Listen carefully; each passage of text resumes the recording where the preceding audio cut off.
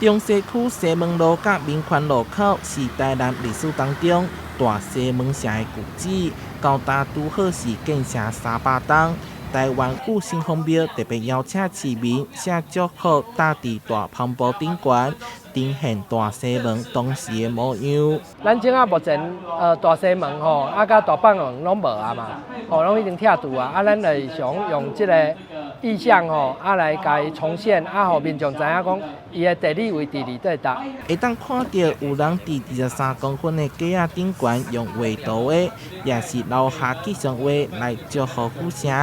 而重头戏是伫5月初3的孙城节绕境活动，除了东南西北4座城门的尖岛活动，全台各地城隍庙嘛会来斗热闹。城隍之神、烽火雷电之神、射之神、山川设计之神，有些人活了100多岁，连看都没看过，甚至不用说他出门。全台首家关城隍庙到时会将超过300栋历史的古迹元素新造请出来绕境，希望这个活动除了带民众行踏古城的历史氛围，嘛认捌城隍爷信仰文化。台南新闻社会采访报道。